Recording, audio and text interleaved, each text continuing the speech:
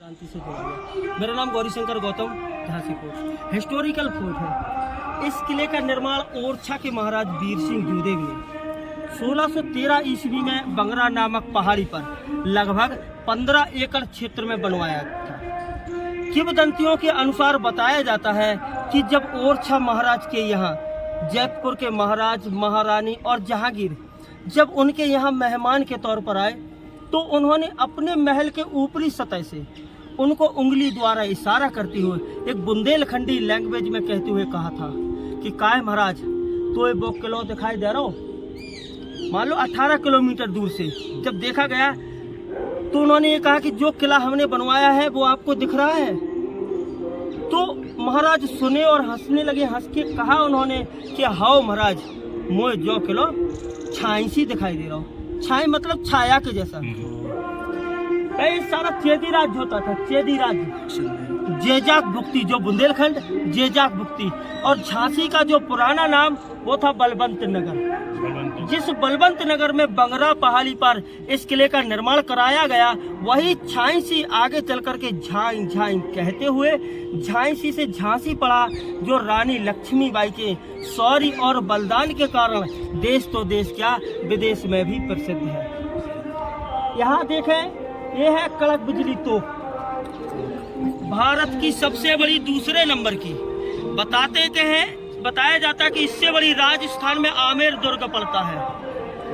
ये ऐसे चलती जैसे आकाशीय बिजली तड़ाक तड़ाक होती, सिंह दहाड़ता है। संभवतः इसलिए इसका नाम कड़क बिजली तोप रखा गया। जिस तोप को मोहम्मद गुलाम गोश खां ऑपरेट करते थे, जो रानी लक्ष्मीबाई के दरबार में मुख्य तोपची थे, उम्र में बूढ़े लेकिन बहुत ही अनुभवी थे। बताया जाता है कि ये तोप पूर्वी दिशा की तरफ, जो सामने जो द्वार दिख रहा है ना, उसके ऊपरी छत पर रखी रहती थी। 1858 में जब युद्ध हुआ तो ब्रिटिश फौजें, सामने पहाड़ी दिख रही है जहां एक मंदिर है जो कैमासन माता का है, जिसके पीछे ब्रिटिश फौजें छुप करके उन्होंने इस झांसी किले को गोला बारूद चलाया था। वहां से मोहम्मद गुलाम गोश खां मंदिर को बचाते हुए तोपें दाएं और बाएं चलाते रहे कि मंदिर को नुकसान ना हो।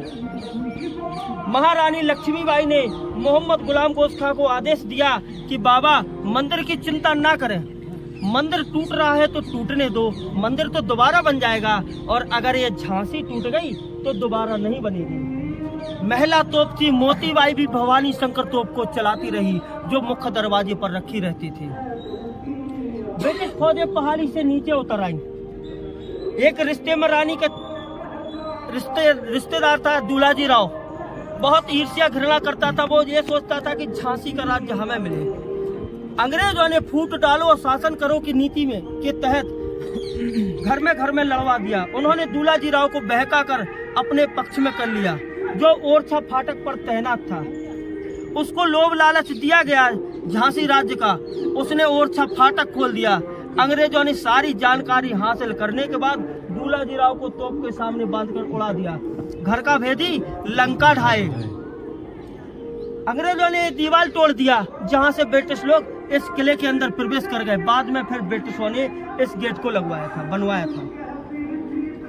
नीचे उतर करके जब उन्होंने गोला बारूद चलाया तो इस बुर्ज में लगा था। बुर्ज टूट करके नष्ट हुई, तोप मलबे में दबी और मोहम्मद गुलाम गोश खां शहीद हो गए। साथ में ही लेडीज गनर मोतीबाई, जो भवानी शंकर तोप चलाती थी, लेडीज सेना का नेतृत्व करती रानी की प्रिय सहेली, जो वो भी वीर गति को प्राप्त हुई, और हॉर्स राइडर खुदा बख्श, तीनों रानी के बहुत ही करीबी वफादार साथी, जिनके युद्ध के दौरान चिथड़े उड़ गए थे, पहचान में नहीं आए। रानी लक्ष्मीबाई के निर्देशानुसार उन तीनों को इकट्ठा करवाने के उपरांत एक ही जगह इस किले के अंदर दफनाया था, जिनका समाधि स्थल भी किले के अंदर बना हुआ है। चलिए